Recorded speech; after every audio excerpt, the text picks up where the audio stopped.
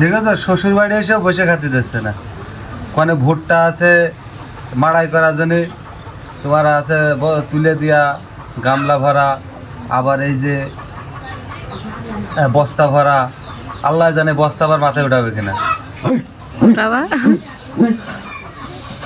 এই বড় বস্তাটা আমার মাথায়, হ্যাঁ দে বাবা বাবা।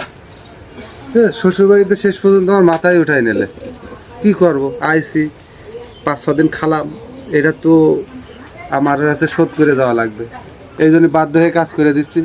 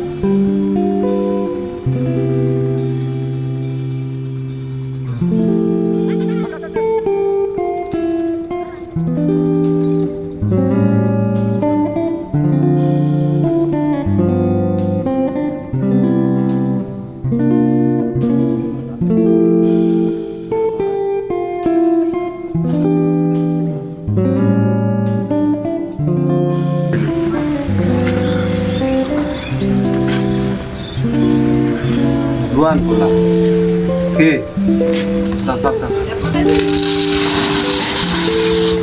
দেবো দেবো, হ্যাঁ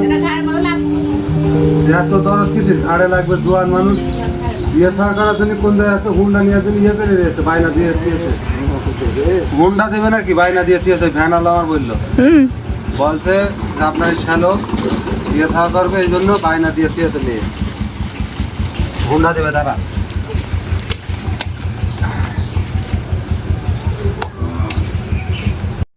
তিনি হচ্ছে আমাদের বাড়ির হাফেজ সাহেব, ইনি কোনো কাজকর্ম করেন না।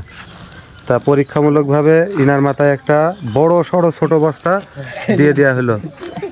যাও ভদ্রলোক, ওই যে ছাদে, ওই বাড়ির ছাদে, হ্যাঁ যাও যাও যাও। দেখি ওনার পেস যায় সিকিউরিটি গার্ড হিসেবে, যদি উনি আবার কোনো ক্রমে যদি হার্ট ফেল টেল করে তখন আবার বিপদ। সুন্দর করে ফেলাবে আস্তে আস্তে, জানো ব্যথা পাস না।